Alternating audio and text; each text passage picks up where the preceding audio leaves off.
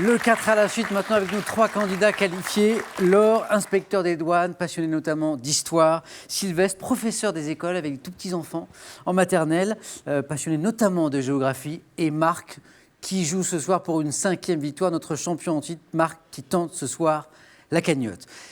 Je vous rappelle la règle. Vous choisissez un thème parmi les 4 que je vais vous proposer. Vous avez ensuite 40 secondes pour faire 4 bonnes réponses à la suite. Idéalement, un 4 à la suite. Chaque erreur vous fait retomber, vous le savez, à 0. Les thèmes, les voici.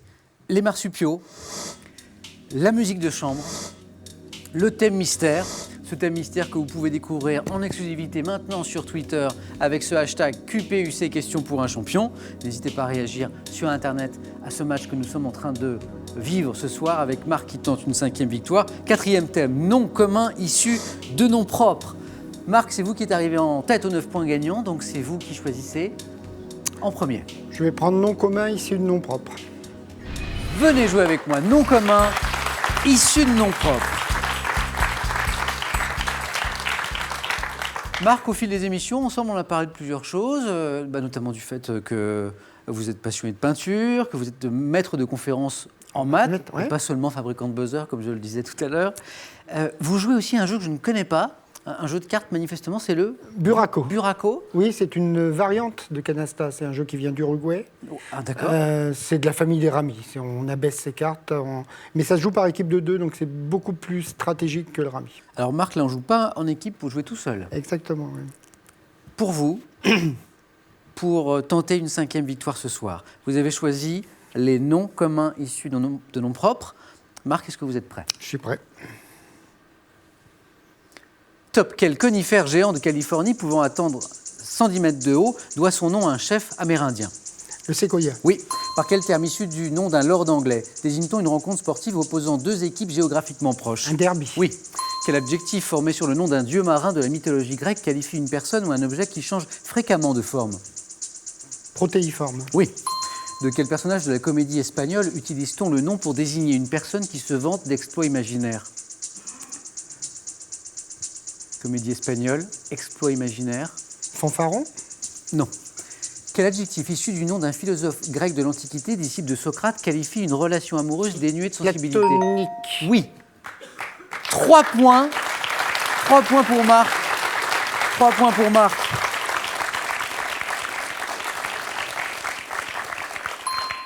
Vous avez fait une petite grimace. Vous n'êtes pas trop content de vous, Marc. 3 points. Non, mais j'ai pas retrouvé le 4e.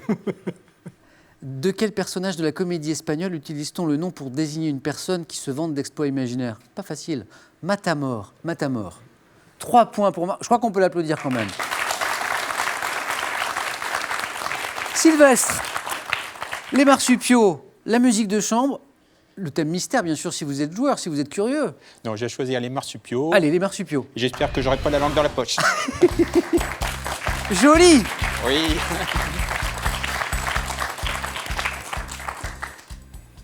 Sylvestre, professeur des écoles. Je me demandais, donc vous êtes avec des petits-enfants, Oui. 2-3 ans, Oui.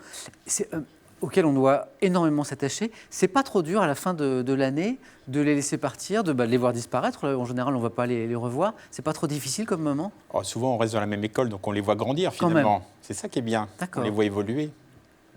Fan de basket ? Oui, alors les Mais basket féminin. Ben oui. Basket féminin parce que je suis de Bourges D'accord. et a une équipe de basket féminin très très bonne. Très bon club. Ouais, c'est l'équipe de sport collectif en France qui a le plus de titres dans Très tous bien. les sports confondus. Et alors, vous m'avez expliqué qu'il y a une très grosse ambiance Oui. lors des matchs, et c'est une des raisons pour lesquelles vous allez Voilà, le il y suivre. a une immense salle par rapport à la taille de Bourges qui est une salle de 5000 places.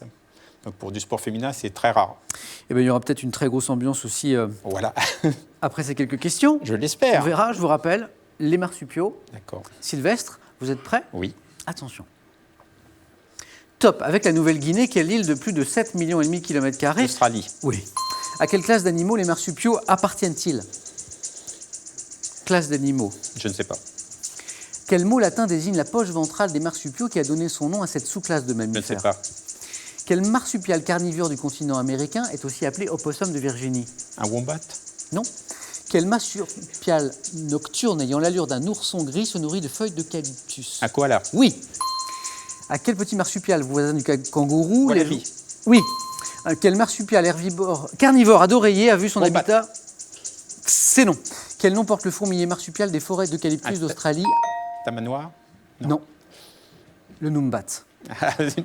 Oui, c'était 2 points. Merci. 2 points, Sylvestre.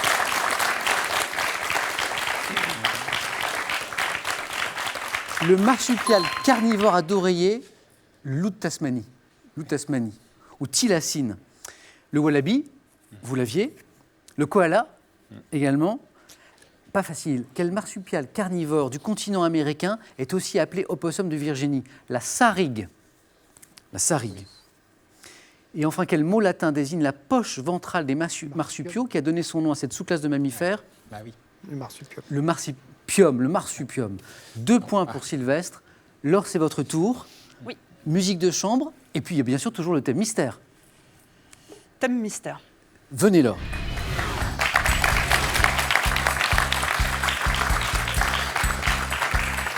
Suspense. Laure, Oui. quel est ce thème mystère? Dites-le moi. Les exilés dans l'histoire. On va voir ce qu'on peut faire. Je rappelle tout de même, Laure, que l'un de vos domaines favoris, c'est l'histoire. Donc, Oui. on tombe pas si mal, peut-être, avec ce Voilà, je vais essayer de m'en souvenir quand vous me poserez les questions. thème mystère. Inspecteur des douanes, on en a parlé tout à l'heure. Pour vous détendre, je crois, natation et yoga. Oui, tout à fait. Alors, peut-être pas pour rechercher les mêmes effets, Non, d'ailleurs. j'avoue que le yoga, c'est pour la zen attitude et la natation, c'est au contraire pour me défouler. Et pour d'ailleurs, flûter. inspecteur des douanes, est-ce Oui. qu'au quotidien, ce n'est pas extrêmement stressant? Les enquêtes. Alors, moi, je s'occupe plutôt d'un poste administratif. En Ouais. revanche, mon service a des occupations c'est plutôt des contrôles terrain, que ce soit dans les vignes, les contrôles de stock ou les contrôles de distillation. Moi, j'ai plus une partie de gestion, mais c'est vrai que c'est... Je ne peux pas dire que ce soit stressant, mais c'est prenant et c'est très intéressant. Les exilés dans l'histoire. Allons-y. Alors, vous êtes prête? Je suis prête. Top. Quel écrivain français, futur auteur des Mémoires d'Outre-Tombe, s'exila en Chateaubriand. Angleterre? Oui. Quel roi des Français passa de longues années en exil avant d'accéder au trône en 1830? Charles X. Non. Dans quel pays l'actuel Dalai Lama s'est-il exilé en quittant le Tibet en 1959? L'Inde. Oui. Quel homme politique et philosophe romain fut exilé en Corse de 41 à 49, puis rappelé à Rome où il devint précepteur de Néron? Cicéron. Non. En 1974, quel écrivain russe, auteur de l'archipel du Goulag? Solzhenitsyn. Oui. En 1651, quel cardinal français, principal ministre de la régente Anne d'Autriche, prend le chemin de l'exil? Oh. Mazarin. Oui, Mazarin.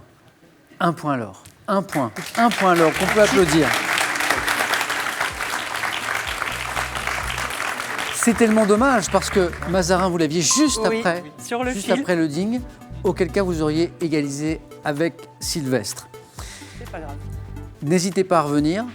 J'y penserai. Après, peut-être une année sabbatique ou une année de voyage, parce que je sais que c'est parmi vos projets, prendre un peu de temps pour vous, pour parcourir le monde. Oui, cette année ou une année un peu plus tard, on verra bien, mais je reviendrai. Encore merci, Laure.